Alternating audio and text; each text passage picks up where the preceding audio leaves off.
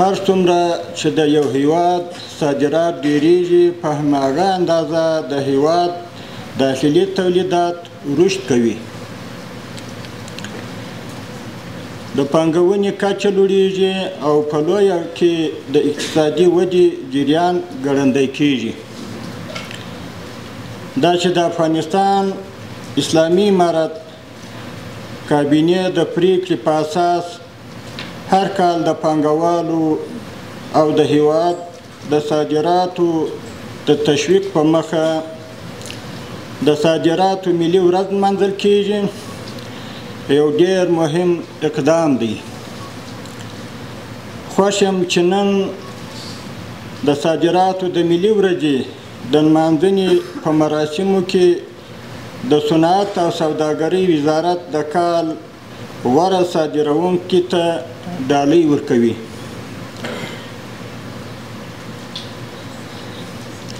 زه باوري یم چې په دې سره به د هیواد پانګوال او تجاران وهڅیږي او لا زیات به خپلو فعالیتونو ته متوجه شي. د افغانستان اسلامي امارت د صادرات محور اقتصادي پالیسي له مخې د هیواد ټول صادراتي شرکتونو ته ډاډ ورکوي چې د صادراتو کچه به لوړیږي او ټول مازاد تولیدات به په مناسب تجارتي توګه نورو هیوادونو ته صادریږي. ځای لري چې په دې برخه کې د هیواد ټول اوسیدونکو او پانګوالو ته زیری ورکړم چې د علی قدر امیر المؤمنین حفظه الله د حکم په اساس به د نړیوالو معیارونو سره سم د کابل په شمول د هیواد په 6 ولایتونو کې د صادراتو د پروسس زونونه جوړیږي چې هر زون 100 جریبه دی او خوشبختانه د ځمکې د انتقال او ملکیت چارې بشپړ شوي دي چې انشاءالله نږدې راتلونکي کې به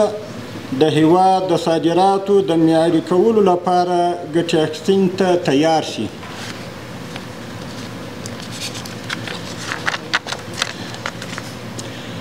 له نیکه مرغه اوس مهال د هیواد له 14 ولایتونو څخه نړۍ ته صادراتي توکي لیږدول کیږي چې په یادو ولایتونو کې د صادراتو د تسهیل او تسریع لپاره د صادراتي اسنادو ته پروسس دفترونه ایجاد شوي دي او د 4 ورځو دفتري کار په 40 دقیقو کې انشاءالله ترسره کوي. د افغانستان اسلامي امارت په دې هڅه کې دی چې خپلو صادراتي توکو ته د سیمې او نړۍ په هیوادونو کې بالقوه او بدیل بازارونه پیدا کړي چې په دې برخه کې د هیوادونو څخه د ترجیحي تعرفو اړوند غوښتنې شوي دي او تر ډېره حده په دې برنامو کې کامیابه شوي هم یو. له ټولو صادروونکو تجارانو څخه غوښتنه کوم چې د هیواد حیثیت په نظر کې نیولو سره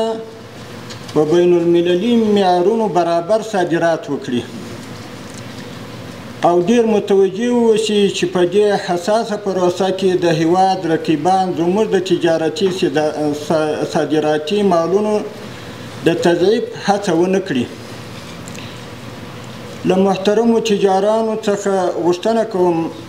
چې د افغانستان اسلامي امارت اقتصادي پالیسي په نظر کې نیولو سره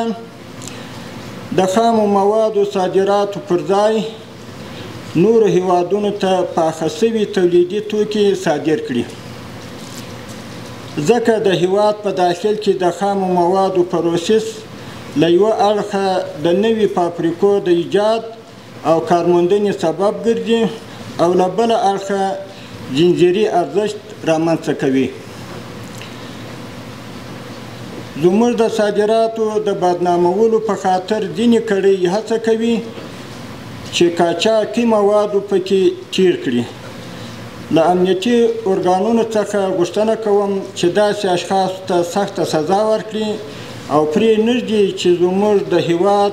او سوداګرو هڅو ته زیان ورسوي. ډاډ بښونکي صادراتو او وارداتو په مخه اسلامي امارات په ټول بندرونو کې معیاري او پرمختللي اسکنرونه نصبوي چې صادراتو پر کچه او باور به د پام وړ اغیز ولري انشاءالله. اسلامي امارات د ګمرکونو د معیاري کولو او با ارزښت او باوري صادراتو درلودلو په مخه له نړیوال معتبرو شرکتونو سره په خبرو بوخت دی چې دا چاره به هم زموږ د صادراتو په کیفیت او کمیت د پام وړ مثبت اغیز ولري. له نیکه مرغه له سیمهییز او نړیوالو هیوادونو سره د اسلامي امارات اقتصادي، تجارتي او سیاسي اړیکې غوړېدلې دي. د سوداګرۍ، صادراتو، ګمرکي تسهیلاتو او د پانګونې د مهمو مسایلو اړوند ګټورې خبرې ورسره شوي دي چې دا به نه یوازې له هغوی سره زموږ د سوداګرۍ پر غوړېدو مثبت تاثیر ولري بلکې پر مشخصو هیوادونو به زموږ صادراتي اتکا راکمه کړي او افغاني توکي به بدیل مارکیټونه ولري انشاءالله. په پای کې د هیواد په محترمو تجارانو غږ کوم چې په هیواد کې د بین المللي معیارونو مطابق سړې خونې جوړې کړي تر څو هیواد او ولس په دې برخه کې له لوی تاوان څخه وژغورل شي. د افغانستان اسلامي امارات